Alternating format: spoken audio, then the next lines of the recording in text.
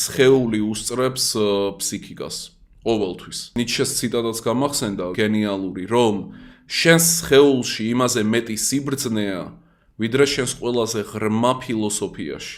ადამიანის ბიოლოგიური, ფსიქოლოგიური, ფსიქიკური ტვინის თავისებურება და ეს ყველაფერი არის ის, რაც უზრუნველყოფს ადამიანის ქცევას.